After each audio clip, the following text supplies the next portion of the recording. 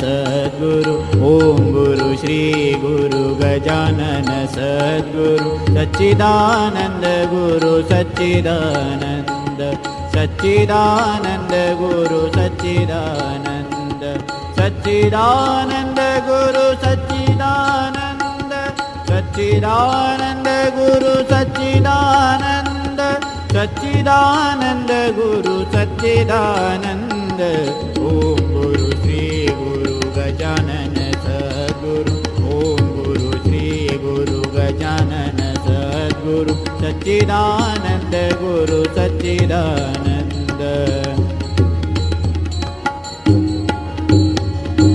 सच्चिदानंद गुरु सच्चिदानंद सच्चिदानंद गुरु सच्चिदानंद सच्चिदानंद गुरु सच्चिदानंद ओम गुरु श्री गुरु गजानन सद्गुरु ओम गुरु श्री गुरु गजानन सद्गुरु सच्चिदानंद गुरु सच्चिदानंद सच्चिदानंद गुरु सच्चिदानंद सच्चिदानंद गुरु सच्चिदानंद सच्चिदानंद गुरु सच्चिदानंद सच्चिदानंद गुरु सच्चिदानंद ओम गुरु श्री गुरु गजानन सद्गुरु ओम गुरु श्री गुरु गजानन सद्गुरु सच्चिदानंद गुरु सच्चिदानंद सच्चिदानंद गुरु सच्चिदानंद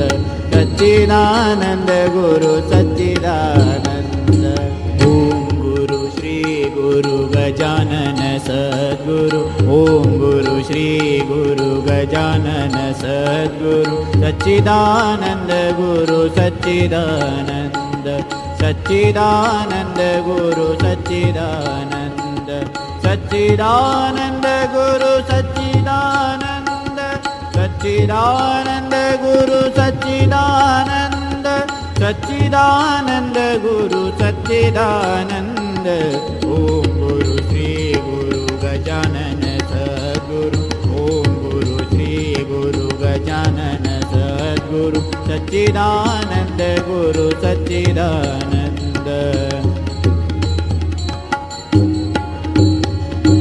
सच्चिदानंद गुरु सच्चिदानंद सच्चिदानंद गुरु सच्चिदानंद सच्चिदानंद गुरु सच्चिदानंद ओम गुरु श्री गुरु गजानन सद्गुरु ओम गुरु श्री गुरु गजानन सद्गुरु श्री गजानन जय Gajanan. Doctor Bharti Sudame.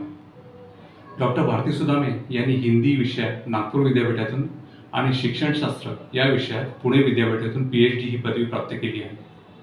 त्यांची मराठी व हिंदी अशी मिळून एकूण 32 पुस्तकं प्रकाशित झाली आहेत. विविध संस्थांनी त्यांना ज्ञानयोगी, अध्यात्मश्री, सृजनश्री या अलंकारांनी त्यांना सन्मानित केले आहे. तर राज्य शासनाने साने गुरुजी पुरस्कार देऊन त्यांचा गौरव केला आहे. त्यांची भृगुनंदन आणि स्वामी अपरांतांचा ही दोन्ही पुस्तकं मराठी साहित्य परिषद पुणे यांच्यामार्फत देण्यात येणाऱ्या मृत्युंजय या संस्था या महत्त्वाच्या पुरस्काराने सन्मानित झाली आहेत. महाराणा प्रताप यांच्यावर लिहिलेल्या प्रणवीर या कादंबरीचा मेवाडच्या महाराजांच्या हस्ते उदयपूर येथे त्यांचा सन्मान झाला होता. रजनी राय यांच्या कलात्मक चरित्रलेखनासाठी माजी पंतप्रधान आदरणीय अटल बिहारी वाजपेयी यांच्या हस्ते भारतीताईंचा सन्मान झाला आहे. नुकताच त्यांना आनंद ऋषी आचार्य आनंद ऋषी पुरस्कार प्राप्त झाला आहे. हा पुरस्कार 8 हिंदी भाषी राज्यातून ज्यांची मातृभाषा हिंदी नाही त्यांनी हिंदीत केलेल्या कार्याचा गौरवार्थ दिला जातो. त्यांनी अनेक पुस्तकं हिंदीतून मराठीत आणि मराठीतून हिंदीत भाषांतर केली आहेत. याशिवाय वृत्तपत्र, नियतकालिकं, आकाशवाणी, दूरदर्शन, यूट्यूब आणि पॉडकास्ट अशा विविध माध्यमांसाठी सुद्धा त्यांनी विपुल लेखन केले आहे. सध्या त्या श्री अरविंद आश्रम पॉंडेचेरी यांच्यामार्फत होणाऱ्या महायोगी श्री अरविंदांच्या तत्वज्ञानावर आधारित मराठी स्वाध्याय शिबिरांसाठी सुद्धा त्या प्रमुख प्रवक्त्या म्हणून कार्यरत आहेत. अशा आज आपल्याला लाभलेल्या विभूती भारतीताई सुदामे या गुरुचरित्र ग्रंथावर निरूपण करणार आहेत.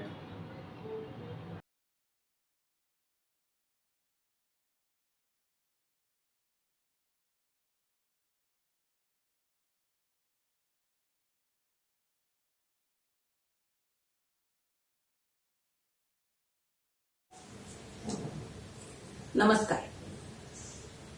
शेगावचे संत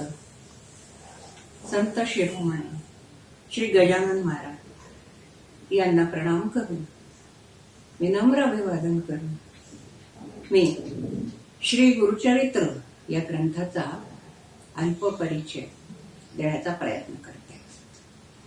आपल्या सनातन धर्मात भारतीय परंपरेमध्ये संस्कृती आणि धर्म यांच्या रक्षणार्थ ज्या व्यवस्था आहेत त्या व्यवस्थांमध्ये प्राचीन ग्रंथसंपदा फार महत्वाची आहे.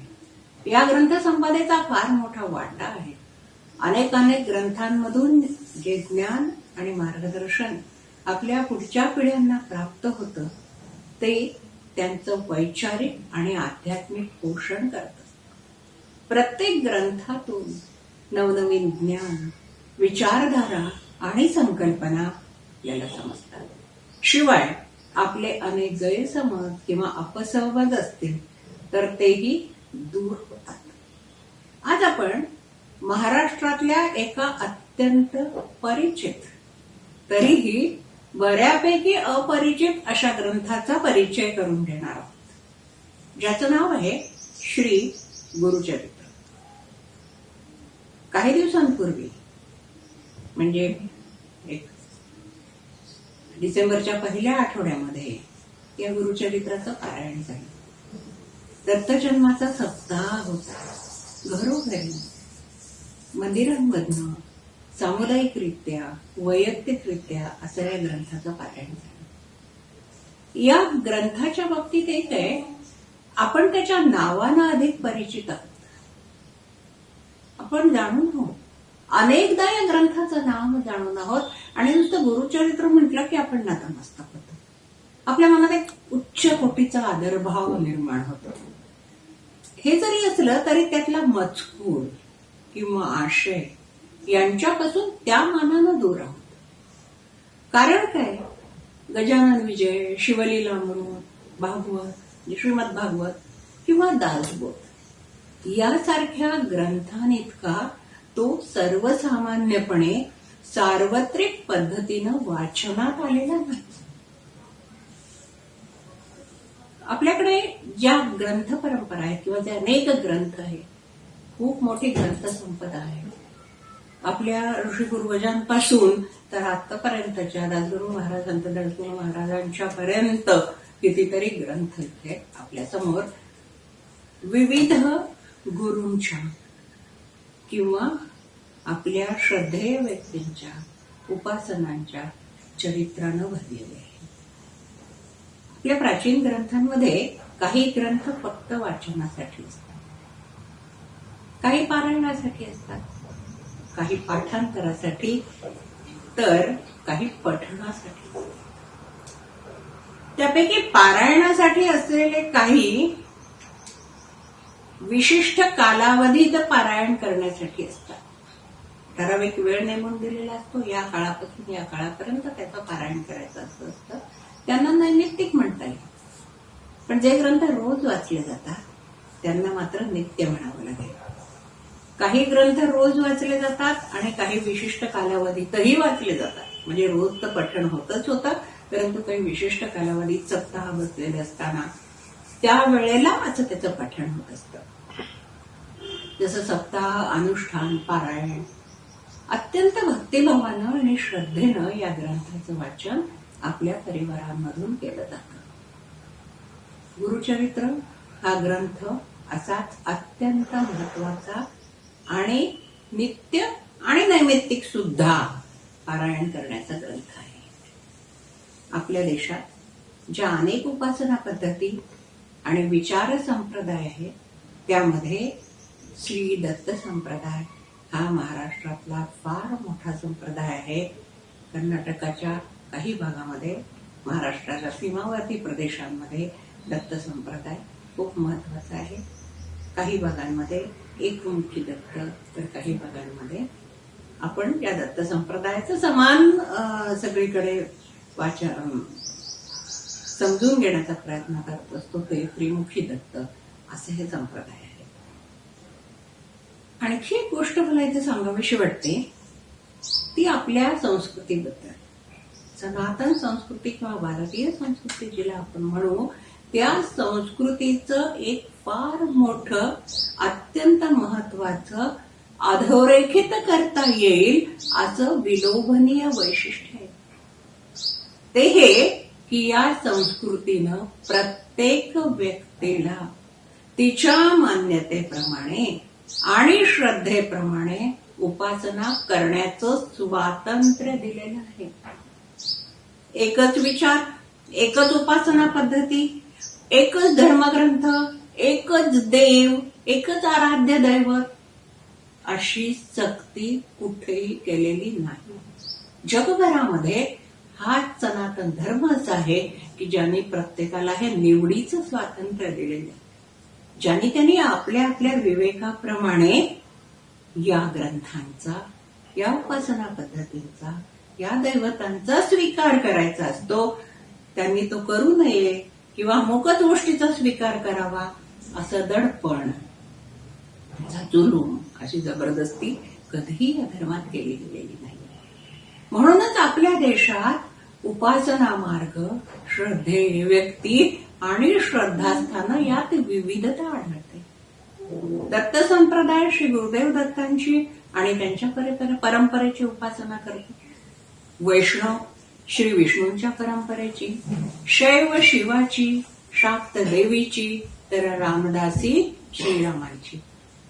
तुलसीदासांचा एक प्रसिद्ध दोहा आहे या संदर्भातला, जाकी रही भावना जैसी, प्रभू मूर्त तिन देखी तैसी. भाव तसा देव. ज्याच्या त्याच्या मनात आपल्या आराध्य देवतेची एक कल्पना असते, ती मूर्त स्वरूपात त्याला प्रभावित करत असते. म्हणूनच दासगणू महाराज म्हणतात, जैसे ज्याला वाटत, जैसे ज्याला वाटत तैसे तो तुला नाम देतो. नामामुळे तुझं प्रति भिन्नत्व नाही कधी. नाव वेगळं आहे म्हणून तू भिन्न नाही आहे, अभिन्नपणेच भेटतोच सगळ्यांना. शैव तुला शिव म्हणती, ब्रह्म बोलती वेदांती, रामानुजांचा सीतापती, वैष्णवांचा विष्णुपती. उपासनेप्रमाणे नामे मिळाली तुझं कारण आहे. जशी उपासना तशी ईश्वराला नावं दिली गेली. परी तू अभिन्नपणे सर्वा ठाईच गवसशी. अभिन्नपणे सर्वांच्या ठिकाणी आहे. म्हणून तर गजानन महाराज रामदास स्वामी म्हणून पारण्याला पोचले होते. दत्त भक्त श्री गुरुदेव दत्तांना ईश्वर मानतात. गुरुचरित्र हा ग्रंथ दत्त भक्तांसाठी वेदवाक्य वत आहे, वेदवाक्या समान आहे, वंदनीय आहे. नव्हे ते या ग्रंथाला कधी कधी 5वा वेद असंही म्हणतात, अशी मान्यता देतात. नेमकं काय आहे या ग्रंथात आणि कसं आहे या पवित्र ग्रंथाचं स्वरूप, आपण थोडक्यात जाणून घेण्याचा प्रयत्न करू. गुरुचरित्र या ग्रंथाचं स्वरूप बघू जाता ते गुरु शिष्य संवादाचं आहे. अशा प्रकारच्या ग्रंथाचा उत्कृष्ट हा नमुनाच आहे. प्रत्येक ग्रंथातल्या प्रत्येक अध्यायाचा शेवट इति श्री गुरुचरित्र परमकथा कल्पतरो श्री नृसिंह सरस्वत्य इत्युपाख्याने सिद्ध नाम धारक संवादे. अशा प्रकारे श्री नृसिंह सरस्वती उपाख्यान आणि सिद्ध नामधारक संवाद असा झालेला आहे. कारण श्री नृसिंह सरस्वतींचे शिष्य सिद्ध यांनी त्यांच्या नामधारक नावाच्या शिष्याला आपल्या गुरूंचं चरित्र कथन केलं, अशी या ग्रंथाची रचना आहे. नृसिंह सरस्वतींचा एक शिष्य सिद्ध हे त्यांच्या सेवेत सतत होते, कायमस्वरूपी होते. त्यांनीच हे गुरुचरित्र आपल्या नामधारक नावाच्या शिष्याला सांगितलं. अशी कल्पना करून सरस्वती गंगाधरांनी या ग्रंथाचं लेखन केलं, विस्तार केला. म्हणजे आत्ता नसलेले गुरु आणि शिष्य यांच्यामध्ये ज्याचा जो संवाद झाला असेल तोच संवाद आपल्या पुढे स्पष्ट करून, म्हणजे आपल्या मनामध्ये तयार करून दुसऱ्या शिष्यांनी या ग्रंथाचं लेखन करणं, त्याचा विस्तार करणं असं हे झालेलं आहे. दिव्य आणि दैवी परंपरेने चालत आलेल्या ग्रंथाचा इसवी सन 1480च्या सुमारास सरस्वती गंगाधरांनी केलेला विस्तार म्हणजे गुरुचरित्र असं मानलं. गुरुचरित्राच्या 3ऱ्या अध्यायात सिद्ध मुनींनी आपल्याकडील ग्रंथ म्हणजे पुस्तक दाखवलं असा स्पष्ट उल्लेख आहे. म्हणजे त्यांच्याजवळ असलेला ग्रंथ आपल्या जवळचं पुस्तक दाखवलं असा स्पष्ट उल्लेख आहे. गुरुचरित्र महिमानं तेची आम्हा अमृतपान सदा सेवितो याची गुणे म्हणून पुस्तक दाखविले. तसंच पुढे 11व्या अध्यायामध्ये महाराष्ट्र भाषे करुनी टीका सांगतसे सरस्वती गंगाधरा आणि 28व्या अध्यायात पुढील कथा पावन सांगे सिद्ध विस्तारून महाराष्ट्र भाषे करून सांगसे सरस्वती गुरुदार असे म्हटले. या म्हणण्यावरून, या ओव्यांवरून सिद्ध मुनींजवळचा मूळ ग्रंथ मराठी भाषेत म्हणजे महाराष्ट्र भाषेत होता का, की संस्कृतमध्ये होता, संस्कृतमध्ये असण्याची शक्यता जास्त आहे, किंवा सरस्वती गंगाधर हे कानडी होते, त्यांची मातृभाषा कानडी होती. नृसिंह सरस्वतींचे प्रिय शिष्य ही परंपरा आहे त्यांची, त्यांचा वंश जो आहे तो आलेला, त्याची सांगितलेली परंपरा आहे की नृसिंह सरस्वतींचे अत्यंत प्रिय शिष्य सायमदेव यांचे पुत्र नागनाथ, त्यांचे चिरंजीव देवराव आणि देवरावांचे सुपुत्र गंगाधरराव आणि गंगाधरांचे पुत्र सरस्वती अशी वंशावळ सांगता येते. गाणगापूर पासून 30 किलोमीटर अंतरावर कडगंजी किंवा उत्तरकंची ही 2 नावं वेगळी आहेत एकाच गावाची. हे यांचं मूळ गाव. याच गावी गुरुचरित्र ग्रंथाचं लेखन झालं. हा ग्रंथ मूळ संस्कृत भाषेत आहे. मूळ ग्रंथ हा संस्कृत भाषेत आहे की कानडी याचा अजून शोध लागायचा आहे. दत्तभक्तांना हा ग्रंथ पारायणासाठी अतीव प्रिय आहे हे मात्र निर्विवाद. इथे आपण पारायण हा शब्द थोडक्यात समजावून घेऊया का. सतत जे शब्द आपल्या कानावर पडत असतात ते आपल्याला वाटतं की आपल्या परिचयाचं आहे, पण पुष्कळ त्यांचा मूळ अर्थ आपल्याला माहिती नसतो. तसंच पारायण, साध्या साध्या गोष्टीत आपण म्हणतो काय पारायण करत बसले, तर पारायण म्हणजे नेमकं काय. खरंच पारायण शब्दाचा अर्थ नुसतं वारंवार वाचन करणं असा अर्थ होतो का. पुन्हा पुन्हा त्याच शब्दांवरून डोळे फिरवणं, पुन्हा पुन्हा तेच शब्द आपल्या मुखातून मोठ्याने किंवा मनातल्या मनात बाहेर काढणं, याला पारायण म्हणायचं का. असं नाहीये. पारायण याचा अर्थ आहे आत्मपरायण तत्वाची अभिव्यक्ती. आत्मपरायण तत्व कसं काय. पारायण या शब्दाची पोळ करूया. आ, परा आणि अयन असा या शब्दाचा विग्रह केला तर आ म्हणजे नारायणातील स्वरशक्ती, आपल्या हृदयस्थ असलेल्या नारायणातली स्वरशक्ती. परा ही आपल्यात स्थित असलेली वाणी, परावाणी. आणि अयन म्हणजे प्रवास, एका ठिकाणून दुसऱ्या ठिकाणी जाणं. आपल्याला हे शब्द परिचयच आहे, उत्तरायण दक्षिणायन. सूर्याचं इकडून तिकडे, उत्तरेकडून दक्षिणेकडे या अर्थाने. तर आपल्या शरीरात नाभीजवळ स्थित असलेली परावाणी जी शब्दहीन आहे तरीही सामर्थ्यवान आहे पण अव्यक्त आहे. आपल्या शरीरात आपल्या नाभीजवळ एक वाणी आहे, तिला परावाणी म्हटलं जातं. परापर्शंती मध्यमा वैखरी सगळ्यांना माहित आहे हे शब्द. ही जी परावाणी आहे तिच्याजवळ शब्द नाहीये, वाणी असून तिच्याजवळ शब्द नाहीये. ही शब्दहीन असूनही सामर्थ्यवान आहे. शब्दांमध्ये सामर्थ्य खूप आहे पण शब्दहीनतेमध्ये अधिक जास्ती सामर्थ्य आहे. आपल्या अंतरंगी मात्र ती अव्यक्त आहे, व्यक्त झालेली नाही. तिचं ज्या वेळेला आपण आवाहन करतो त्यावेळेला ती शब्द रूपात अभिव्यक्त होते. म्हणून आपल्या हृदयस्थ नारायणाकडून प्राप्त झालेल्या स्वरशक्तीच्या साह्यानं मदतीनं तिचं आवाहन केलं पाहिजे. हे आर्त आवाहन हृदयाच्या गाभाऱ्यातून घातलेली साद असली पाहिजे, तेव्हा शब्द ब्रह्म प्रकट होत.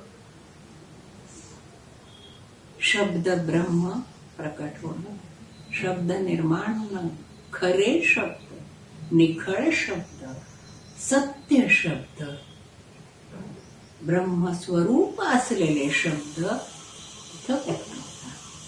श्री गुरुचरित्र हे शब्द ब्रह्म. कुठलाही धार्मिक ग्रंथ हा शब्द ब्रह्मच आहे. मंत्र रूप आहे, अमंत्रम अक्षरम नास्ति म्हटले. कुठलंच अक्षर मंत्रहीन नाहीये. म्हणजे प्रत्येक अक्षरात मंत्राची शक्ती आहे, प्रत्येक शब्दात ती शक्ती आहे.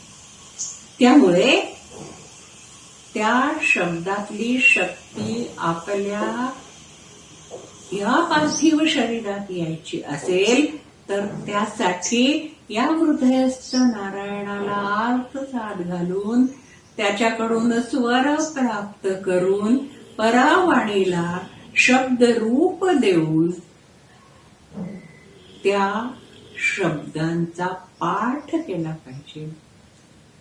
म्हणून या ग्रंथाचा पाठ अंतर्मुख होऊन केला तर आध्यात्मिक उन्नती होते आणि संकल्पयुक्त पाठ तोही बहिर्मुख होऊन केला तर इहलौकिक वैभव प्राप्त होतं.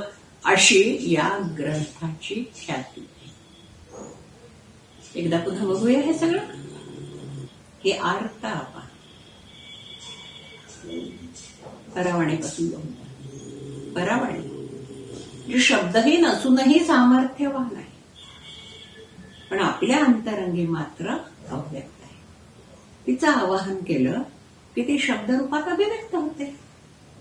हे आर्त आवाहन हृदयाच्या गाभाऱ्यातून घातलेली साद असली पाहिजे, तेव्हा शब्द ब्रह्म प्रकट होत.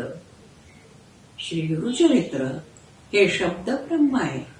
त्यामुळे या ग्रंथाचा पाठ अंतर्मुख होऊन केला तर आध्यात्मिक उन्नती होते आणि संकल्पयुक्त पाठ तोही बहिर्मुख होऊन केला तर इहलौकिक वैभव प्राप्त होतं. अशी या ग्रंथाची ख्याती आहे. मला वाटतं हे आपल्या आता लक्षात आलं असेल की हा पाठ मोठ्याने का केला जातो. जेव्हा सामुदायिक असतो तेव्हा किंवा पारायणाच्या वेळेला मोठ्याने केला जातो कारण कुठला तरी संकल्प त्याच्या मागे असतो. परंतु रोजचे जे नित्य वाचन आहे ते मात्र अंतर्मुख होऊन करायला पाहिजे कारण त्यातून कुठल्याही अधिलौकिक भौतिक किंवा प्रापंचिक गोष्टींची प्राप्ती करायची नाहीये तर आपल्याला आपली स्वतःची आध्यात्मिक उन्नती करून घ्यायची आहे. प्रत्येकच ग्रंथाच्या बाबतीत मला वाटतं हे आपण लक्षात घ्यायला पाहिजे. संकल्प असेल, काहीतरी हवं असेल, त्यासाठी पाठ करत असू अवश्य मोठ्याने करावा, ठराविक काळात करावा, ठराविक वेळेत करावा, ठराविक जागी बसून करावा. संकल्प करून त्या वेळेला त्या ठिकाणी त्या जागी बसून आपण पाठ केला की ज्या कोणासाठी आपण पाठ करतो आहे ती मूर्ती आपल्या समोर हातभर अंतरावर येऊन उभी राहते. हो, आवाहन केलेलं असतं ना आपण. पण जेव्हा अशा कुठल्या गोष्टीची अपेक्षा नसते, काही प्राप्त करायचं नसतं, काही मिळवायचं किंवा काही संकट दूर करणं वगैरे अशी कुठली अपेक्षा नसते, त्यावेळेला मात्र हा पाठ मौनातून व्हायला हवा, अंतर्मुख होऊन व्हायला हवा. कारण याच्या साह्याने, याच्या मदतीने आपण आपली आध्यात्मिक उन्नती करून घेणार आहोत. सहज म्हणून हा पाठ केला जाणार नाहीये, एका शब्द ब्रह्माचं आवाहन करण्यासाठी. ते मी या शब्द ब्रह्म कमळी, हा भाव असण्यासाठी करायचा आहे, तर तो अंतर्मुख होऊनच व्हायला हवा. तर या ग्रंथाचं स्वरूप कसं आहे? या ग्रंथात एकूण 52 अध्याय आहेत आणि ओवी संख्या 7491 इतकी आहे. या सर्व अध्यायांची विभागणी ज्ञानकांड, कर्मकांड आणि भक्तिकांड अशी तरी केलेली असली तरी त्यामध्ये विविध कथांच्या माध्यमातून ज्ञान, कर्म, भक्ती यांचा समन्वयच साधला गेला आहे. आणि या उपासनांसाठी गुरूंचं मार्गदर्शन कसं अनिवार्य आहे याचं सुरेख शब्दात आणि ओघवत्या भाषेत विवेचन केलं. परमपूज्य टेंबे स्वामी यांनी म्हटलंय, दुसरी काही उपासना तुम्हाला शक्य झाली नाही तरी चालेल, परंतु गुरुचरित्रातील किमान 5 ओव्या नित्य वाचनात असू. या 5 ओव्या अंतर्मुख होऊन आध्यात्मिक उन्नती साधण्यासाठी, आत्म्याचं उन्नयन होण्यासाठी करायचंय. बाकी उपासना नाही केल्या तर चालतील, कर्मकांड नाही केली तरी चालतील, पण थोडंसं शुचिर्भूत होऊन जर 5 ओव्या वाचल्या, ज्यांना शक्य आहे त्यांनी, तर त्यांच्यासाठी आत्मिक उन्नयनाचा मार्ग मोकळा होईल असं आपण म्हणूया. भक्ती मुक्ती परमार्थ जे जे वांछिले मनात, भक्ती मुक्ती परमार्थ जे जे वांछिले मनात, ते ते साध्य होय त्वरित गुरुचरित्र ऐकता, अशी या ग्रंथाची महत्व. म्हणजे गुरुचरित्राचं जे पारायण होतं, बहिर्मुख पारायण होतं, सामूहिक पारायण होतं, किंवा एका व्यक्तीने पारायण करून समुदायाने त्याचं श्रवण करायचं असतं, त्यावेळेला जे जे काय हवं ते ते साध्य होतं. म्हणजेच हा संकल्प झाला आणि त्या संकल्पातून काहीतरी सिद्धी प्राप्त करणं हे असतं.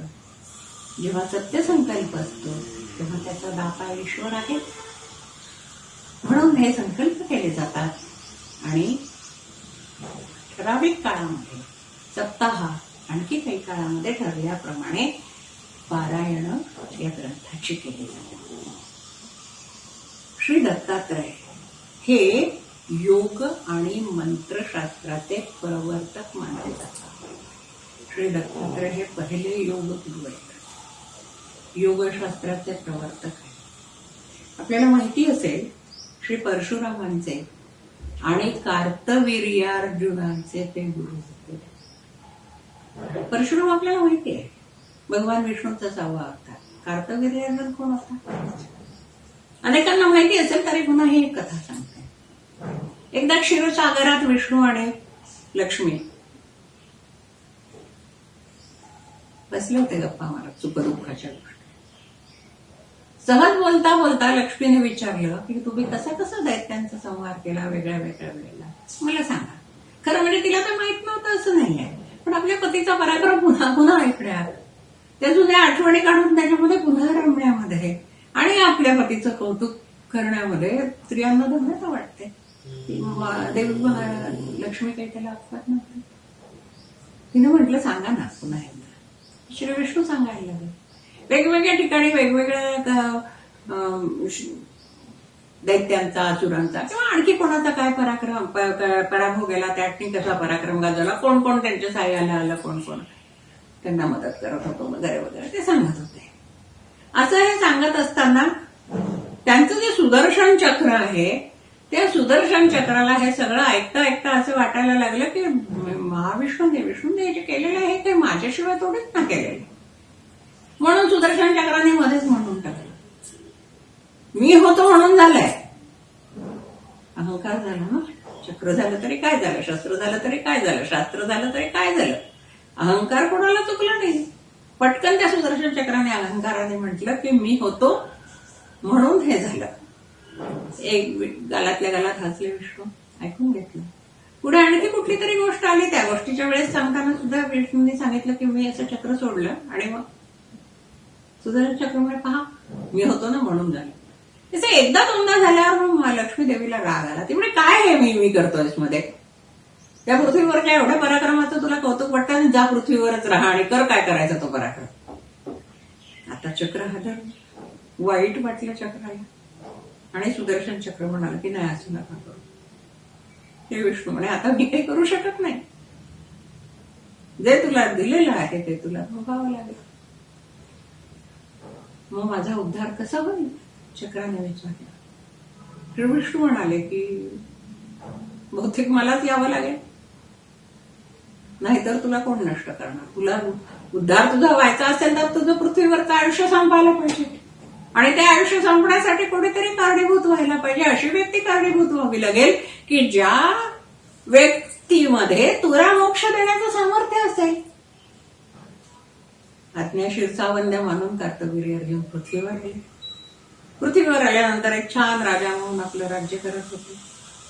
राज्य करत असताना पृथ्वीवर आल्यामुळे मनुष्य रूपात आल्यामुळे मानव देह धारण केल्यामुळे त्या देहाच्या मृत्यू लोकाच्या मानवी स्वभावाच्या आणि प्रकृतीच्या गुणांचा पूर्ण प्रभाव त्यांच्यावर येऊन ते त्याच्या अखेरीस अधीन झाले. दत्तांची उपासना केली. कोणी गुरु करायला पाहिजे ना, दत्तांची उपासना केली. दत्तगुरूंची उपासना करत. तीही उपासना खूप छान केली. अतिशय कडक उपासना करून दत्त महाराजांचे प्रिय शिष्य झाले. प्रसन्न होऊन दत्त महाराजांनी म्हटलं काय हवंय बाबा, माग काहीतरी मागून घे, तुला काय हवं असेल ते. कार्तवीर्य अर्जुन विसरून गेले की आपल्याला या पृथ्वीवरून जायचं आहे आणि आपल्याला पुन्हा विष्णूंजवळ जाऊन राहायचं आहे. विष्णू कधी राहायचंय विसरून गेले आणि त्यांनी पटकन म्हटलं अमर करा मला. दत्तगुरूने अमर राहायचं, कोणीच अमर नाही जगामध्ये. मग चतुर हुशार कार्तवीर्य अर्जुनाने म्हटलं की मग मला आजावर द्या की माझ्यापेक्षाही श्रेष्ठ दत्तभक्ताकडून मला मृत्यू. हा स्वतःच इतका श्रेष्ठ दत्तभक्ता होता आणि याच्यापेक्षाही श्रेष्ठ दत्तगुरूकडून त्यांना ते मृत्यू हवा होता. म्हणजे दोन गोष्टी आल्या. एक तर त्याच्यापेक्षा श्रेष्ठ असा कोणीतरी दत्तभक्त असायला हवा आणि दुसरी गोष्ट म्हणजे त्या श्रेष्ठ दत्तभक्ताला अतीव संताप यायला हवा की जेणेकरून तो याचा वध करेल. म्हणजे तो भयानक संताप आणण्याची वाईट कृत्य कार्तवीर्य अर्जुनाच्या हातून व्हायला हवी. मागून घेतलेल्या वराचा असा दुष्परिणाम झाला की कार्तवीर्य अर्जुन वाईट वागायला लागला. पुढचं सगळं आपल्याला माहिती आहे. परशुरामांचा जन्म, परशुरामांचा पराक्रम आणि मग कार्तवीर्य अर्जुनाबरोबर झालेलं युद्ध, आधी त्याची घातली गेलेली समजूत. खरं म्हणजे कार्तवीर्य अर्जुन हा परशुरामांचा होता. माता रेणुकेची रामची एक चुलत बहीण होती, तिचा हा मुलगा होता मनोरम. काय एकदा ते भूत शिरलं अहंकाराचं. कोणाचं कोणी नसतं.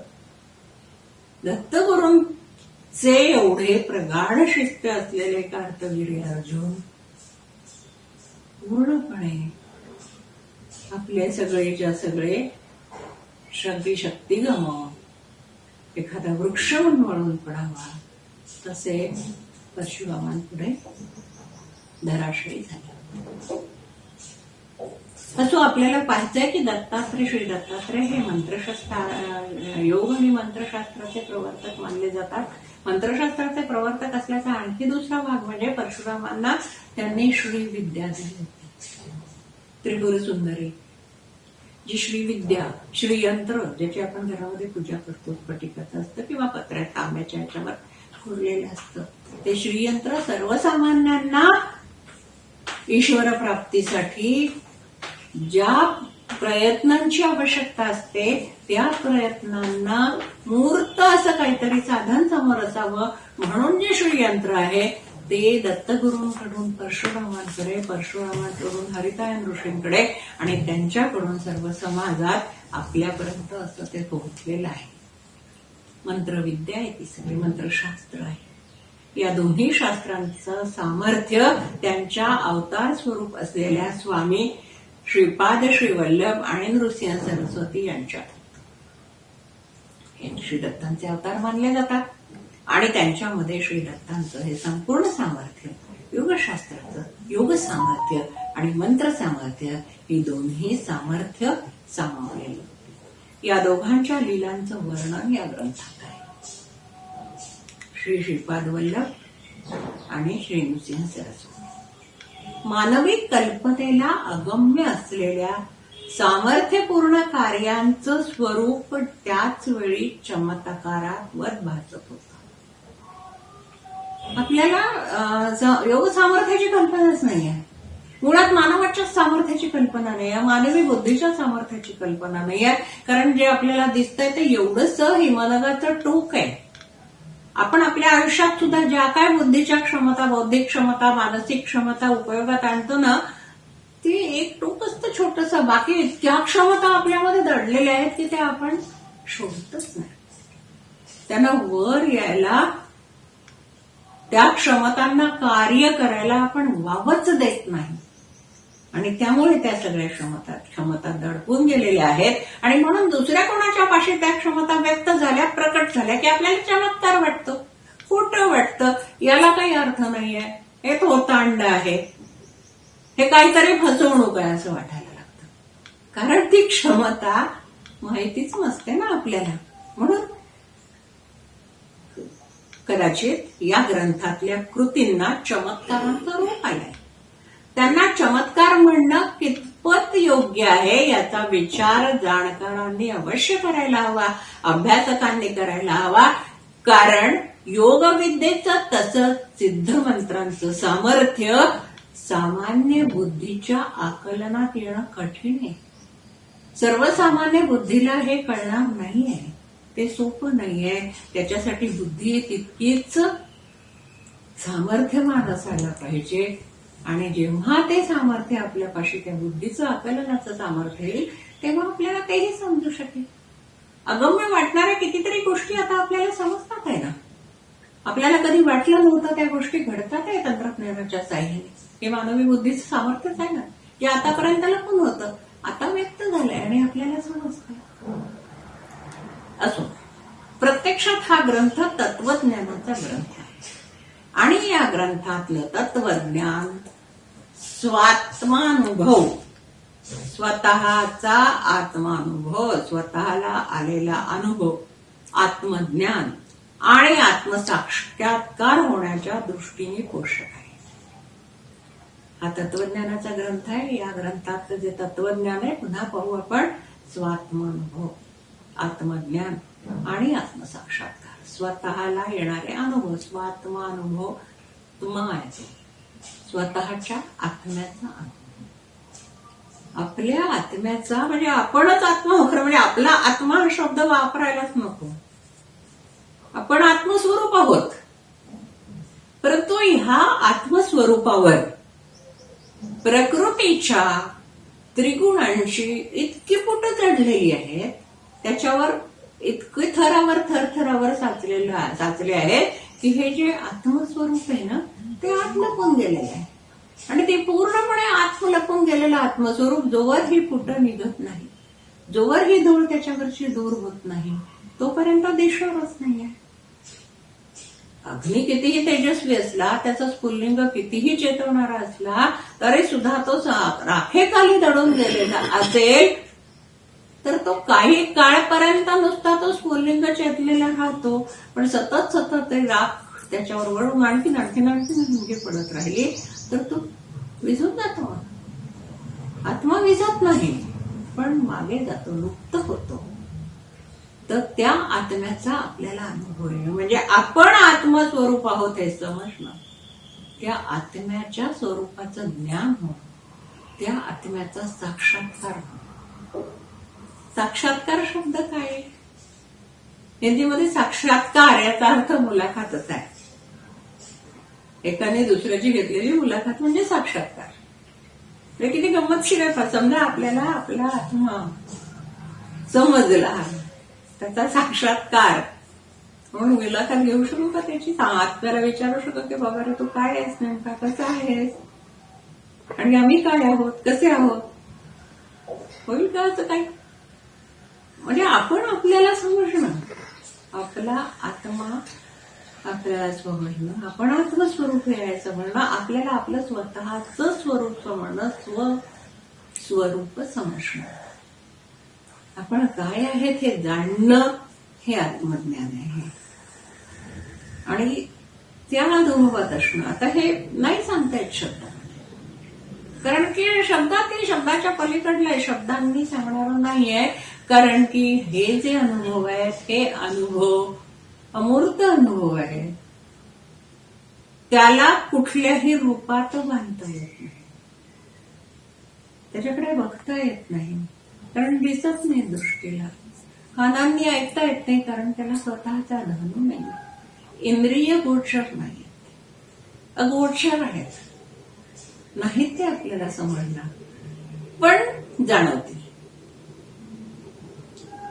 एखादी गोष्ट जाणवणं,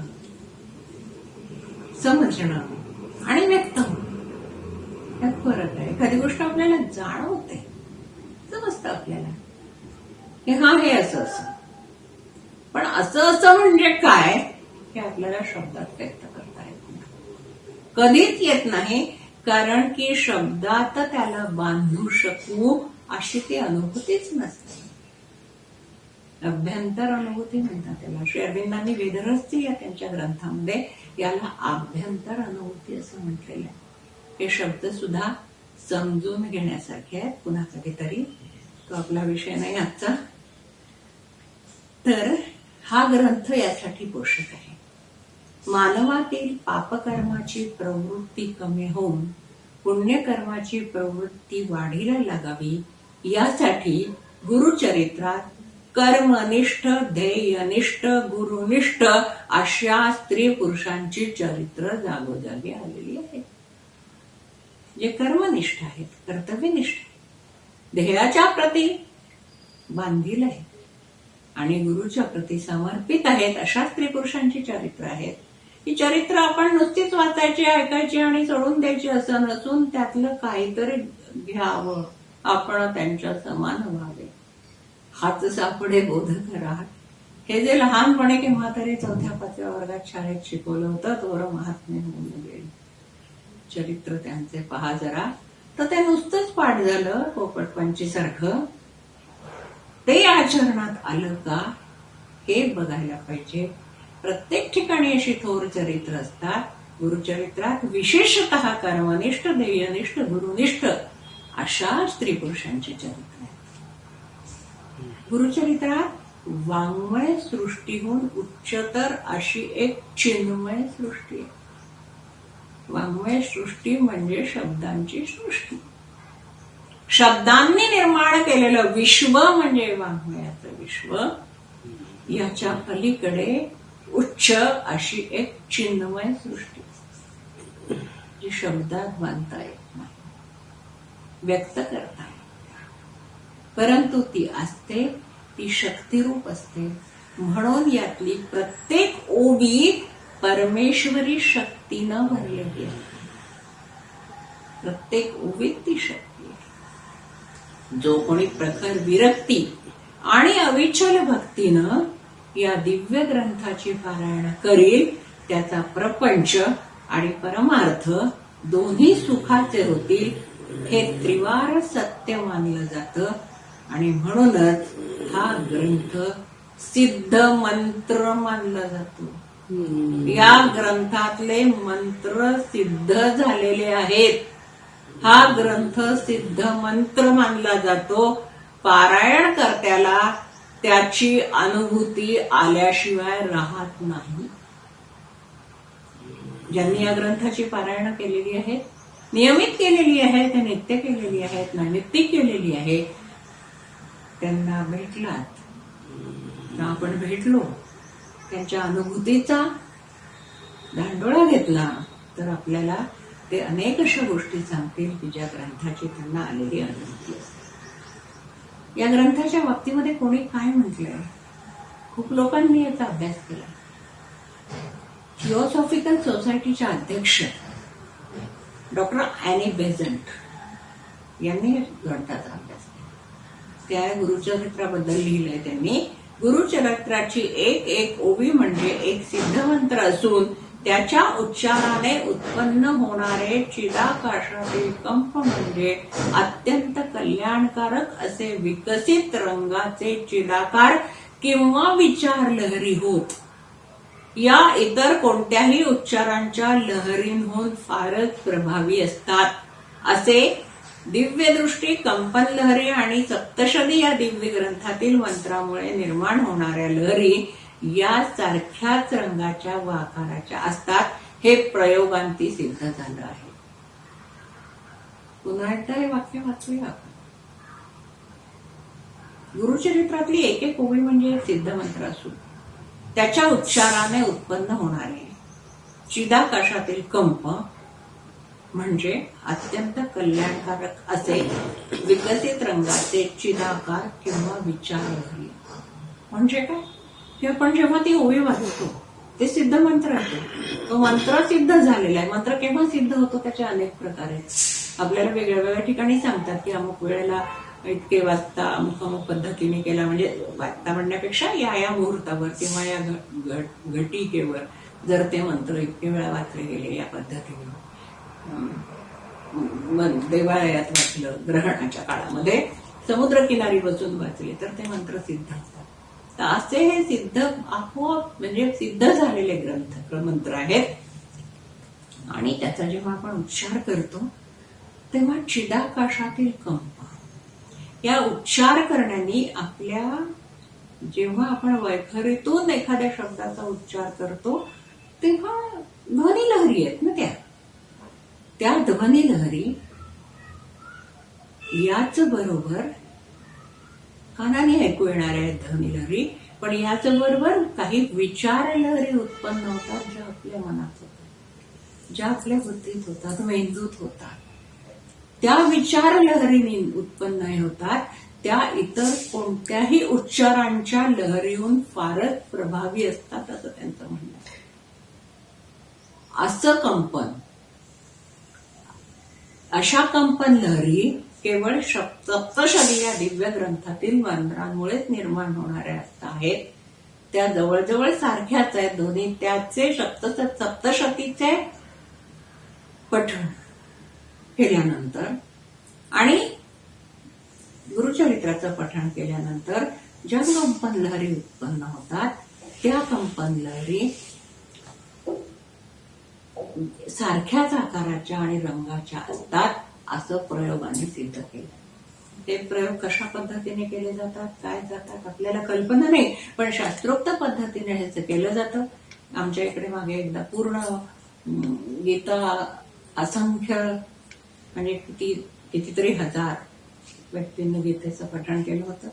आणि ते पठण करत असताना शास्त्रज्ञ वेगळे यंत्र घेऊन तिथे होते. आणि त्यावेळेला कोणत्या लहरी उत्पन्न झाल्या, त्या लहरींचा परिणाम काय झाला, वायुमंडळावर काय झाला, मानवावर काय झाला, या सगळ्याचा अभ्यास त्यांनी केलेला होता. हे शास्त्र आहे, ते ज्ञाते जाणता. आपल्याला यात फारशी म्हणजे माझ्यासारख्या सामान्य व्यक्तीला त्यात फारशी गती नसल्यामुळे जे आहे त्याच्यावर विश्वास ठेवणं आणि त्याच्याबद्दल काही शंका असतील तर त्याचं निरसन करून घेणं हेच आपण करू शकतो. यापेक्षा आपल्याला ते समजणं, त्यात सखोल शिरणं हे अभ्यासानेच शक्य होईल, सहजासहजी नाही. गुरुचरित्रातल्या ज्या कथांना लोक चमत्कार कथा म्हणू शकतात, त्या कथांमागचं भक्तिसूत्र जाणून त्यातली गुरुबोधाची संकल्पना समजून घेतली तर त्या ग्रंथाच्या मूळ स्वरूपाची जाणीव होईल. कथांच्या मागे एक सूत्र असतं, कशाचं तरी सूत्र असतं. गुरुचरित्राच्या कथांमागे भक्तीचं सूत्र आहे आणि गुरुबोधाची संकल्पना आहे. गुरु श्रेष्ठ, गुरुभक्ती सर्वश्रेष्ठ आणि तीच आयुष्याची इति कर्तव्यता ही भावना या कथांच्या मागे असल्यामुळे जेव्हा ती भावना समजून घेता येईल, गुरुबोध म्हणजे काय हे संकल्पना समजेल, तेव्हा या ग्रंथाचं मूळ स्वरूप काय आहे ते आपल्या लक्षात येईल, त्याची जाणीव होईल. गुरुसेवेशिवाय गुरुकृपा होणं शक्य नाही आणि गुरुसेवेसाठी दृढ गुरुनिष्ठा असावी लागते. गुरुकृपेसाठी साधना करायला हवी. गुरुसेवेशिवाय गुरुकृपा नाही.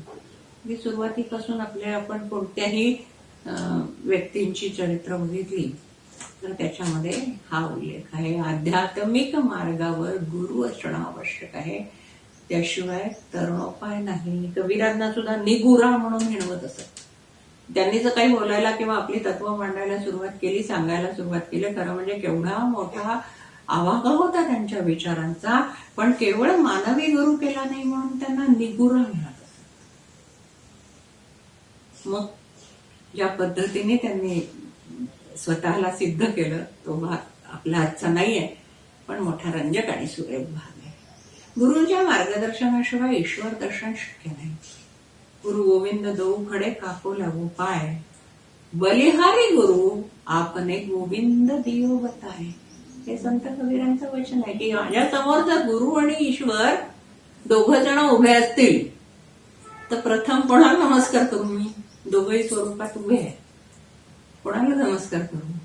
कबीर म्हणतात गुरुलाच करायला हवा, कारण गुरु नसते तर ईश्वर दिसलेच नसते. बलिहारी गुरु आपने गोविंद दियो दिखाय बताय. तुम्ही दाखवत नाही, आधी तुम्हालाच प्रथम वंदन करायला. गुरुचरित्रात अनेकांना दुःख आणि संकट यातून मुक्त होण्याचा उपासना धर्म सांगितला आहे आणि तितकंच महत्वाचं आध्यात्मिक मार्गदर्शनही केलेलं आहे. त्यामुळे प्रापंचिकांचं जीवन आणि पारमार्थिकांसाठी मार्गदर्शन या दोन्हीचा सुंदर संगम याच्यामध्ये आहे. आपल्यासारख्या सर्वसामान्य प्रापंचिक लोकांसाठी जीवन जगताना दुःख आणि संकट याच्यातून कसं मुक्त व्हावं हे जसं म्हटलंय, तसंच ज्यांना आपली फक्त आध्यात्मिक उन्नती करून घ्यायची आहे, आत्म्याचं उन्नयन करून घ्यायचंय, उत्क्रांतीच्या पुढच्या टप्प्यावर आपला आत्मा जावा असं वाटतं आहे, अशा परमार्थाच्या मार्गाने वाटचाल करत असणाऱ्यांना सुद्धा मार्गदर्शन यात आहे. असा एक सुंदर मिलाफ त्याच्यामध्ये आहे. पठण, चिंतन, मनन यापैकी काहीही घडलं तरी त्याची योग्य फलश्रुती देणारा ग्रंथ म्हणून या ग्रंथाची गणना केली जाते. श्री गुरुवाक्य मज कामधेनु ही या ग्रंथाच्या कर्त्याची भूमिका आहे. गुरुवाक्य मज कामधेनु, गुरुवाक्य ही कामधेनुसारखं सर्व काही देणार आहे, सर्व आहे, ही भूमिका आहे, ग्रंथाच्या कर्त्याची भूमिका आहे. त्यामुळे या संपूर्ण ग्रंथामध्ये गुरूंचा महिमाच व्याप्त आहे, गुरु महिमा व्याप्त आहे. श्री नृसिंह सरस्वती हे जरी या ग्रंथाचे नायक असले तरी त्यांचा पूर्वावतार असलेले स्वामी श्रीपाद श्री वल्लभ यांच्या चरित्रातले काही ठळक प्रसंग यात आले असणं साहजिक आहे. पूर्ण गुरु महिमा आहे, व्याप्त आहे, गुरुचरित्र एवढंच म्हटलं त्याला. म्हणजे आपल्या गुरुचं चरित्र, गुरूंच्या गुरुचं चरित्र, त्यांच्या गुरूंचं चरित्र, सगळ्या गुरूंचं चरित्र व्याप्त आहे. 4था अध्याय श्री दत्तात्रयांच्या अवताराची कथा उलगडून सांगितलेली असून 5 ते 10 अध्यायांपर्यंत श्रीपाद श्री वल्लभांचं रेखाटन आहे. विशेष म्हणजे या ग्रंथाशिवाय अन्यत्र कुठेही त्यांचं चरित्र सापडत नाही, त्याचा उल्लेख नाही. हा एकमेव ग्रंथ आहे ज्याच्यामध्ये श्रीपाद श्रीवल्लभांचं रेखाटन आणि चरित्र आपल्याला सापडतं.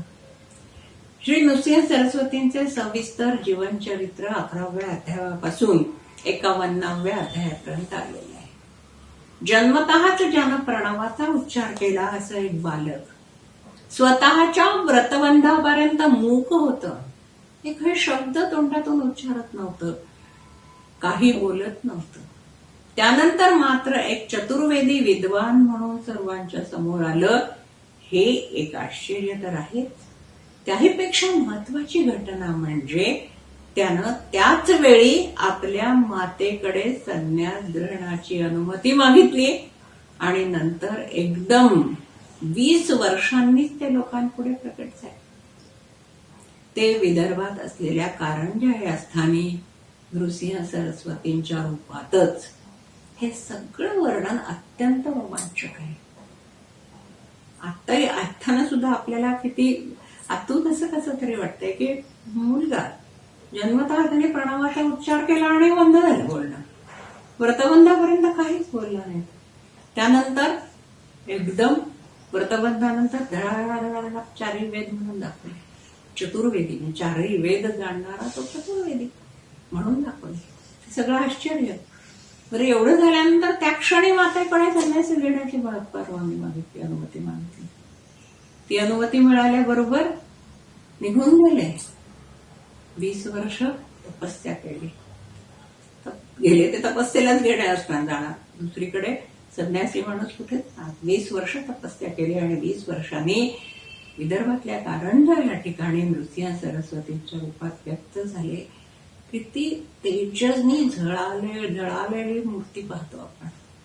तेजपुंज आलेली असं वाटतं की तेजाचा पुंज ती मूर्ती पाषाणाची मूर्ती असेल, कशाची तरी केलेली असेल. पण जेव्हा आपण कारंजाला जातो आणि त्या मूर्ती समोर उभं राहतो, आपल्या डोळ्यात थांबावत नाही ते तेज. इतकं ते तेज आहे. त्या मूर्तीचं नव्हे, नृसिंह सरस्वतींच्या अस्तित्वाचं तेज आहे. श्री नृसिंह सरस्वती यांनी कृष्णा नदीच्या तीरावर असलेल्या औदुंबर क्षेत्री एक चातुर्मास तप केलं. पुढे कृष्णा पंचगंगा संगमावर 1 तप आणि भीमा अमरजा या नद्यांच्या संगमावर 2 तप म्हणजे 24 वर्ष तपस्साधना केली. अंतिमतः श्री शैल पर्वताच्या जवळ पाताळगंगेच्या कुशीत असलेल्या कदली वनात ते अदृश्य झाले, म्हणजे सूक्ष्म देहाने राहू लागले. ही जे सर्व श्रेष्ठ आत्मे असतात, हे त्यांचं कार्य पूर्ण झाल्यानंतर पुढच्या जन्मापर्यंत, अनेक जन्मांपर्यंत त्यांना पुन्हा या पृथ्वीवर अवतार घेण्याची वेळ येईपर्यंत सूक्ष्म देहाने वास करत असतात. तो एक लोक आहे, ते एक स्थान आहे. त्या ठिकाणी ते वास करत असतात. त्यांना आपल्या सर्व कार्याची जाणीव असते, स्मरत असतं त्यांना. आणि पुन्हा ते कार्य त्यांना जर करायचं असेल स्वतःहून किंवा दुसऱ्या कोणाच्या तरी स्वाधीन करून, दुसऱ्या कोणाच्या तरी रूपाने करायचं असेल, त्यावेळेला ते व्यक्त होत असतात.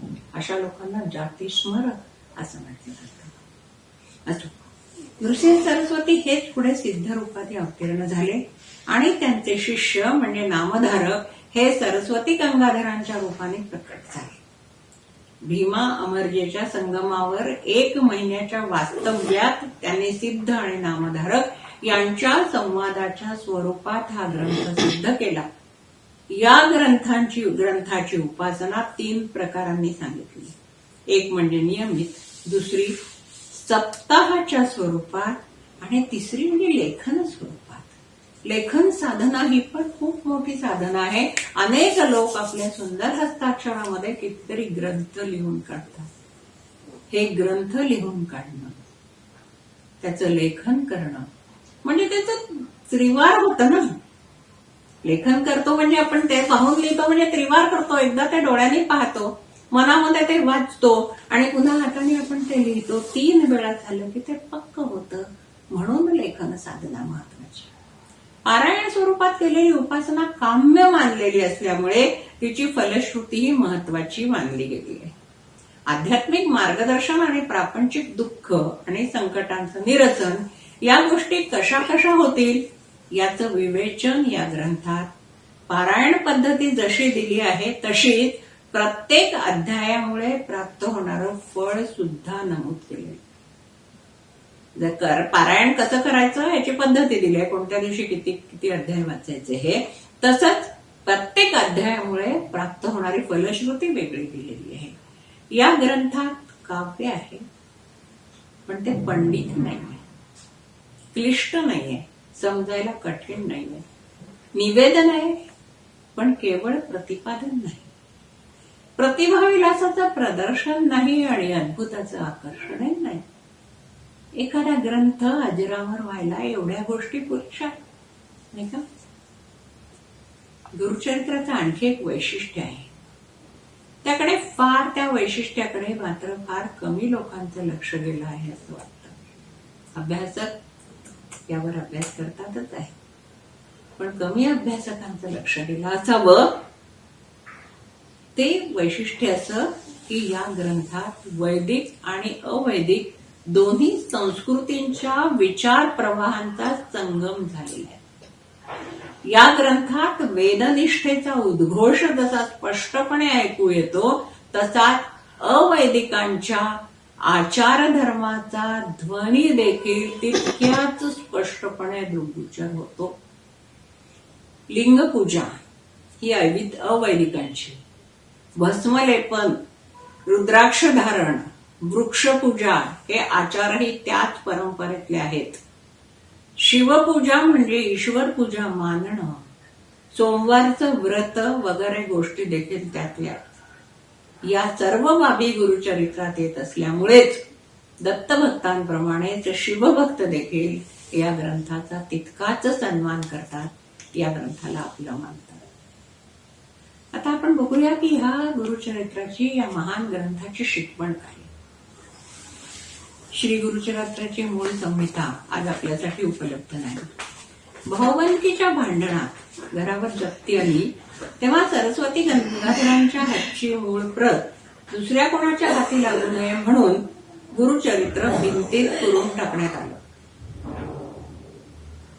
असं म्हणतात की पुढे संशोधकांना त्याच्या विविध प्रती शोधून काढाव्या लागतात. कैलासवासी राकरू कामत यांना गाणगापूर, कडगंची, वाडी, औदुंबर, कुरोपूर, केंगेरी, कुंदगोळ, आंबेवाडी, परळकोट, चिकोडी, बेंगोलाई इथे टेंबेस्वामी आणि साधले शास्त्री यांच्या प्रती सापडल्या. त्या प्रतींच्या आधारे आजची संशोधित आणि प्रमाणित प्रत तयार केली गेली आहे. गुरुचरित्रातला अवतरणिकेचा अध्याय हा सरस्वती गंगाधरांचा नसून मागाहून कोणीतरी रचला आहे, परंतु तो उपकारकच आहे असं कैलासवासी राकरू कामत म्हणतात. श्री गुर्जर नावाच्या गृहस्थांनी शके 1796 मध्ये मुंबईच्या निर्णय सागर छापखान्यात मुद्रित केलेलं शतश्लोकी गुरुचरित्र नावाचं पुस्तक म्हणजेच हा अवतरणिका अध्याय आहे असंही ते स्पष्ट करतात. नागपूरचे ज्येष्ठ अभ्यासक श्री अप्रबुद्ध यांना मात्र नृसिंह सरस्वतींचे पट्टशिष्य कायमदेव यांनी अवतरणिका रचली असावी असं वाटतं. याबाबत विविध मतं आहेत. उपासना पद्धतीच्या शिकवणीचाही विचार करायला हवा. आता त्या शिकवणीचे विविध मुद्दे आपण पाहू. आपण त्याला गुरुचरित्राची वैशिष्ट्य असंही म्हणू शकतो. गुरुचरित्रानं आपल्याला काय दिलं याचा विचार केला तर काही मुद्दे मांडावेसे वाटतात. आपली चूक नसताना, पहिला मुद्दा, आपली चूक नसतानाही दुसऱ्याकडून आपल्याला त्रास होतो ते आपलंच प्रारब्ध समजावं. दुसरी गोष्ट, कोणालाही कोणत्याही कार्यात आपण मदत करत नसतो, तर त्या वैश्विक शक्तीनं ती मदत पोहोचवण्यासाठी आपली निवड केली आहे असं समजायला हवं. म्हणजे अहंकार नाही आहेत ना, मी मदत केली, मी त्याच्यासाठी हे केलं, मी त्याला हे करून दिलं, मी त्याला शिक्षणाला मदत केली, मी त्याचं घर वाचवून दिलं, किंवा मी त्याचं मोडलेलं लग्न जुळवून दिलं, ह्या ज्या गोष्टी आपण म्हणतो तर त्यावेळेला आपण नाही करत. ते व्हावं ही त्या ईश्वरी शक्तीची इच्छा असते. आपल्या माध्यमातून ते करतो. ती मदत पोहोचवण्याचं कार्य आजच्या भाषेत कुरिअर सर्व्हिस करत असतो आपण. आपल्या मनात सतत शंका असतात, कारण आपल्याला काहीतरी चमत्कार व्हावे असं वाटत असतं. म्हटलं की ही शंका निघून गेली आणि श्रद्धा दृढ झाली की मन निखळ होतं. दुसरं हा चौथा मुद्दा आहे तिथला, की यांत्रिकपणे देव सापडत नाही. नुसतं यांत्रिकपणे बसून जप माळ घेऊन हातात घेऊन बसलं तर देव सापडणार नाही. कबीरदासांनी सुंदर म्हटलेलं आहे, माला फिरे फिरे युग बीता मिटान मन का फेर. माला फिरे फिरे युग बीता मिटान मन का फेर. कर का मन का डाली के मन का फेर. एकाच शब्दासाठी किती श्लेष आणि अनुप्रास दोन्ही अलंकार आहेत. माला फिरे फिरे जग युग बीता, माहिती आहे आपल्याला हे. आपण जप करता करता एक युग झालं. मिटान मन का फेर. मन का मनाचा, आपल्या मनाचा फेरा काही चुकला नाही अजून. मग कर का मन का डालके. मन म्हणजे मणी, का कर का हातातला, मन का हा एकत्र लिहायचा, का वेगळं नाही लिहायचा. प्रत्यय हिंदीमध्ये प्रत्यय तोडून असतात ना. कर का, कर म्हणजे हात, आणि का चाचीचे, तर अशा ठिकाणी तो वेगळा लिहायचा. कर का हा शब्द वेगळा लिहायचा. मन का इथे एक शब्द लिहायचा, मन का मणी. कर का मन का डालिके टाकून दे. मन का, पुन्हा मन आणि वेगळा, का वेगळा, मनाचा. मन का फेर. मनाचा मणी बदल, मनात परिवर्तन कर, सगळं काही होईल. यांत्रिकपणे नुसत्या माळा फेरत बसल्याने ईश्वर मिळत नाही. तोंडाने नुसता जप करत बसल्याने ईश्वर मिळत नाही. या गोष्टीने ईश्वर मिळतच नसतो. त्यांनी काहीच होत नाही. माला फिरे कर माही, जीव फिरे मुख माही. हातात माला आहे, मुखाने आपण राम राम राम राम म्हणतोय. मनुवा तो चहुदिशी फिरे, यह तो कुमेरन नाही. मन मात्र चारी दिशांना भटकून येत आहे. हे ईश्वराचं स्मरण. तुकडोजी महाराजांचं पण एक सुरेख भजन आहे ना, मनी नाही महो म्हणे देवा मला पाव, देव अशानं भेटायचा नाही र, देव बाजारचा भाजीपाला नाही. पुढचा मुद्दा आहे, मनुष्य रूपातच बहुतेक गुरु भेटतो. हा खूप महत्वाचा मुद्दा आहे. मनुष्य रूपातच गुरु भेटतो, पण कोणाला तरी गुरु मानायला मन धजावत नाही. त्यापेक्षा एखाद्या मूर्तीला गुरु मानणं सोयीचं होईल असं वाटतं. पण गुरुचरित्र म्हणतं की इथेच गफलत होते. मूर्ती ही गुरु नाही असू शकत, कारण ती आपल्याला आपल्या चुकीच्या गोष्टींसाठी सजा देऊ शकत नाही. आपल्या चुकीच्या गोष्टी बरोबर करण्यासाठी आपला कान धरू शकत नाही. मानवी गुरु ते करू शकतो, आपली कानउघाडणी करू शकतो, योग्य मार्गावर नेऊ शकतो. म्हणून मानवी गुरु ज्यांना लाभले आहेत त्यांनी अवश्य आपल्या गुरूंवर श्रद्धा ठेवावी. पण योग्य गुरु मिळणं हेही आपल्या कळकळीतूनच होत असतं, आपोआप मिळत नाही. म्हणूनच बहुधा असं घडतं की संत पुरुषांच्या हयातीत त्यांचे जेवढे शिष्य असतात त्यापेक्षा कितीतरी पटीनं अधिक त्यांच्या निर्वाणानंतर वाढतात.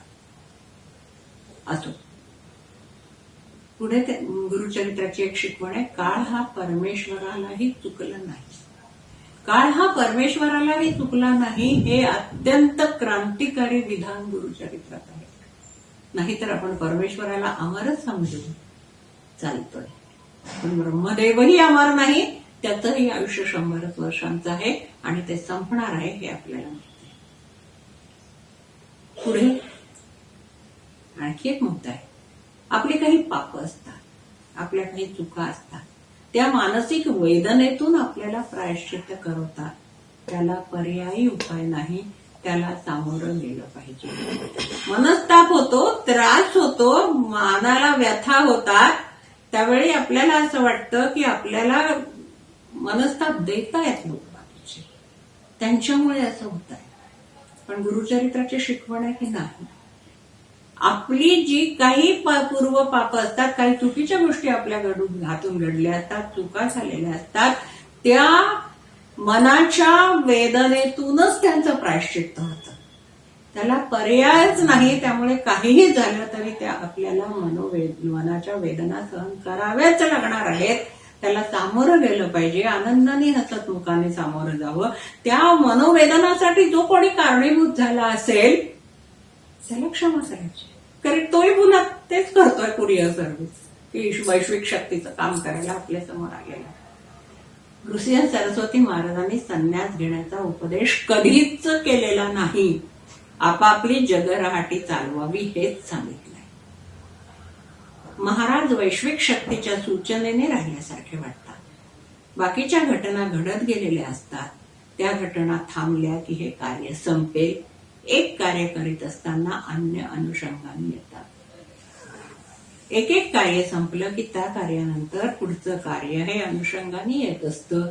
एक कार्य संपलं की सगळं संपलं असं नसतं. अवतार हे होतच असतात. प्रत्येक वेळी ते एकसारखेच असतील असं नाही. हे गुरुचरित्रात हेही ठामपणे प्रतिपादित केलेलं आहे. सर्वात महत्वाचं वाक्य म्हणजे विज्ञान हा ज्ञानाचाच भाग आहे, हेही गुरुचरित्रात आहे. अध्यात्म हा पाया आहे, पण जगरहाटी नेमून दिलेल्या कामातून आपल्याला पुढे ते आपल्याला नेत असतं. हा जरी का पाया असला तरी त्या पायामुळेच आपण या जगरहाटीत आपल्या सुरू असलेल्या कामांमधून पुढे जाऊ शकतो. त्यामुळे या खेळात आपली जी भूमिका आहे ती आनंदानं निभवावी. पुढच्या खेळात ती वेगळी असेल, जी मिळेल त्याप्रमाणे तीही निभवावी. या सगळ्या खूप महत्वाच्या गोष्टी आहेत, खूप महत्वाचे मुद्दे आहेत. त्याचबरोबर प्रत्येक अध्यायाच्या सुरुवातीला आणि शेवटी देखील असाच अत्यंत महत्वाचा मुद्दा अधोरेखित केलेला आहे, आणि तो म्हणजे श्री गुरुचरित्राचा अन्वयार्थ आहे असं म्हणावं लागेल असं वाटतं. तो मुद्दा काय? अरे काही करू नकोस, तुझ्या सद्गुरूंना शरण जा. तुझी एकाग्रता इतकी वाढव की त्यांनी सांगितलेला प्रत्येक शब्द फुलासारखा झेलता आला पाहिजे. कदाचित त्या फुलाला काटे असतील, ते तुला टोचतील, तरी सुद्धा तू तक्रार करू नकोस, कारण की ते काटे सुद्धा तुझ्या अंतिम हितासाठीच असतील. कोणी सांगावं त्या काट्यांनी दुसरे काटे निघणार असतील आपल्या शरीरात. गुरुचरित्राचं पठण करणाऱ्या प्रत्येकानं आत्मशोधन करायला हवं. कशासाठी हे पठण आपण करतो, आपला नेमका हेतू काय आहे? तो शाश्वत आणि भव्य स्वरूपाचा आहे की संकुचित आणि अशाश्वत आहे? हे आत्मशोधन प्रत्येक पठणाआधी भक्त करू शकला तर गुरुचरित्राचं पठण सार्थ होऊन त्याच्या प्रगतीचा मार्ग आपोआप उघडला जाईल. एवढंच नाही तर सद्गुरु तत्वाकडून त्याची काळजी घेतली जाईल हे निश्चित. आपल्या पूर्वकर्मांच्या प्रतिक्रिया ज्यावेळी थांबतील त्यावेळी आपण आपले सद्गुरू आणि परमात्मा एकच होऊन जाऊ. पण तत्पूर्वी आपणच लावलेली पापाची बीज भोगून आपल्याला संपवावी लागतात. सत्कर्माने त्या बीजांची झालेली झाडं नष्ट करावी लागतात. बीज मात्र भोगूनच संपवावं लागतं. पूर्वकर्माची निष्कृती झाली की मी तूपणाची झाली बोळवणं अशी स्थिती येते. तुमच्यात आणि सद्गुरूत वेगळेपणा उरतच नाही, तुम्ही संपूर्णपणे एकरूप होता. अन्यथा चक्रवाढ व्याजानं सावकाराची रक्कम वाढावी तसं आपलं फेडणं वाढतच जातं. हिशेब वेळी संपावा. हा सगळा अन्वयार्थ आहे श्री गुरुचरित्राचा. गुरुचरित्र हा अत्यंत श्रेष्ठ ग्रंथ आहे, पवित्र ग्रंथ आहे. तरीही आपण बघितलं सुरुवातीला एक आदर, एक दरारा या ग्रंथाचा वाटतो. या ग्रंथाच्या दैवताचा वाटतो, श्री दत्तगुरूंचाही वाटतो. कडक सोवळं, काही चुकलं तर ही भीती आपल्याला वाटत असते. कायम आपल्या मनामध्ये दडपण असं नाही दत्तांचं करायचंय, व्यवस्थित करा बरं, काही चुकवू देऊ नका. तर हे दडपण, आदर दरारा वाटणं ठीक आहे, पण दडपण वाटायला नको, कारण ते गुरु आहेत ना, गुरुदत्त आहे. गुरु माऊली असते, ती कधी शिक्षा नसते करत, तरी वाटतं की काही चुकलं तर. वक्ता दशसहस्रेषु म्हणून ज्यांना गौरवलं गेलं आहे त्या राम शेवाळकरांनी एका ठिकाणी म्हटलं होतं, आपल्या भारतीय संस्कृतीनं 2च देवांना एकटं म्हणजे पत्नीशिवाय स्वीकारलं आहे. एक श्री दत्तगुरु आणि दुसरे हनुमंत. बाकी सगळे देव सपत्नीकच आहेत. त्यामुळे स्त्रिया जरा लांबच राहतात का यांच्यापासून, तो विषय इथे नाही. तर परवा एका ठिकाणी एक भजन ऐकलं आणि त्या भजनातले शब्द मला आवडले. यापूर्वी मी ते ऐकलं नव्हतं भजन. ते स्त्रियांचं भजन होतं आणि शब्द होते, सख्यांनो जाऊया दर्शन घेऊया दत्ताचे औदुंबरी. सख्यांनो जाऊया, मैत्रिणी एकत्र येऊन दत्ताचं दर्शन घ्यायला जात आहेत औदुंबरापाशी. हे शब्द जरा वेगळे वाटले. विषय खूप वेगळा आहे म्हणून मी तो आपणासमोर मांडते, कारण आतापर्यंत सख्य भक्ती अन्य देवांच्या बाबतीत ऐकली. कृष्णासाठी तर अनेक ठिकाणी आहे, कृष्णासाठीच जास्त आहे सख्य भक्ती. ज्या कोणी हे भजन लिहिलं आहे त्यांच्याबद्दल मला खूप आदर वाटला. स्त्रिया दत्तगुरूंची सख्य भक्ती करतात ही त्यांच्या मनाची केवढी मोठी शक्ती या ठिकाणी उत्पन्न झाली आहे. कारण श्रीदत्त हे अत्यंत कठोर दैवत, तिथे कमी जास्त झालं चुकलं तर चालणार नाही असं आपल्या समोर उभं केलं गेलेलं चित्र होतं. ते का आणि कसं झालं माहिती नाही. अगदी स्त्रियांनी गुरुचरित्र वाचू नये इथपर्यंत समाजानं निर्बंध घातले होते मधल्या काळामध्ये. अर्थात तो आपला विषय नाही. या ठिकाणी जर अशी सख्य भक्ती होत असेल तर त्यांच्या आत्मिक उन्नतीची किती उच्च पातळी असेल हे मला सांगायचं होतं, म्हणून मी उल्लेख केला. स्त्रिया सख्य भक्ती करतायत दत्ताशी, खरंच त्या स्त्रियांची आध्यात्मिक पातळी केवढी उंच असायला पाहिजे. अशा या महान ग्रंथाबद्दल जे शक्य झालं ते मांडलं, जे जमलं ते आपल्या समोर व्यक्त केलं, जे सांगता आलं ते सांगितलं. तरी खूप राहिलं, खूप काही बाकी राहिलं, खूप काही सांगायचं राहिलं, खूप काही बरोबर आलं, खूप काही निसटून गेलं. आणि हे सगळं मांडण्याची मला संधी दिली त्याबद्दल श्री गजानन महाराज उपासना केंद्र ठाणे यांची मी ऋणी आहे. आणि न्यूनतेपुरते अधिकते सरते करुणिया घ्यावे ही विनवणी करते आणि थांबते. खूप खूप धन्यवाद.